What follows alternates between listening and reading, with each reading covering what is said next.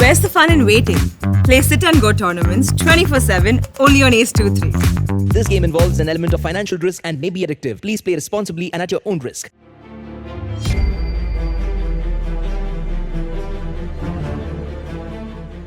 Congress party के पूर्व राष्ट्रीय अध्यक्ष और वायनाड के सांसद राहुल गांधी लगातार भाजपा और आरएसएस पर हमलावर हैं।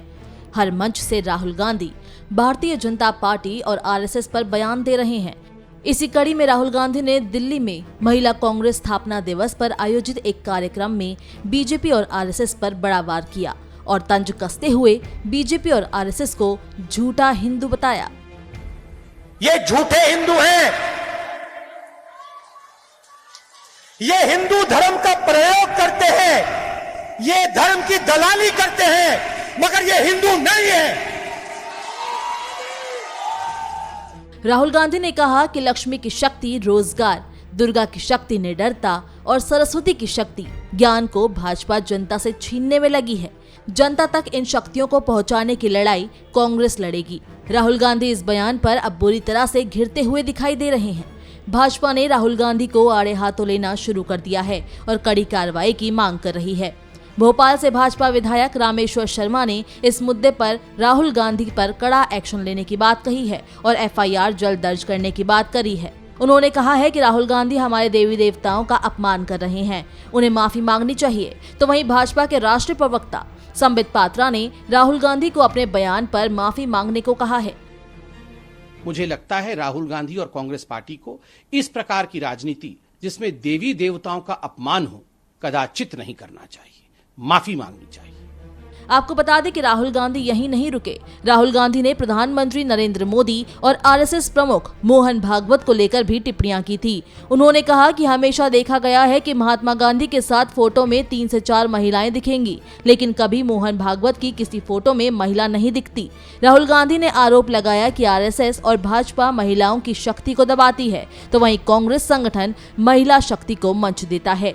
राहुल गांधी ने अपने बयान में ये भी बोला कि हमारी पार्टी नफरत से नहीं लड़ेगी, हमारा औजार प्यार है। जिस दिन हमने नफरत से लड़ाई शुरू की उस दिन हम डर गए, जिससे साबित होगा कि नफरत डर का एक रूप है, और जिस दिन हमने नफरत दिखाई उस दिन हम डर गए और उस समय फिर हम कांग्रेसी नहीं रहेंगे। इसलिए हमें डरना नहीं है, प्यार से अपनी लड़ाई को अंजाम देना है। राहुल गांधी ने अपने संबोधन में कहा कि वो कभी भी भाजपा और संघ की विचारधारा से समझौता नहीं करेंगे। उन्होंने कहा कि भाजपा और संघ की विचारधारा और कांग्रेस की विचारधारा में बहुत अंतर है।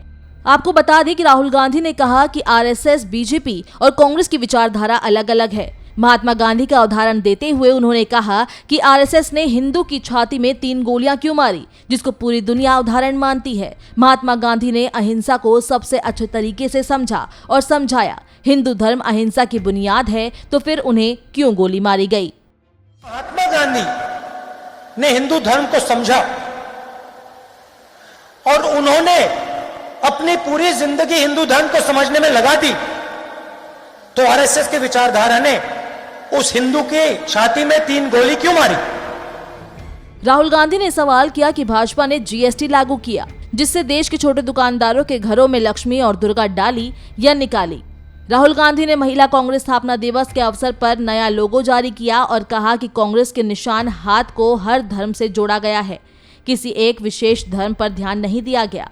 राहुल गांधी ने इस कार्यक्रम पर भाजपा और आरएसएस पर कई तीखे हमले बोले, जिसको लेकर अब भाजपा ने कमर कस ली है और राहुल गांधी को बुरी तरह से घेर लिया है और कड़ी कार्रवाई करने की भी बात कही है।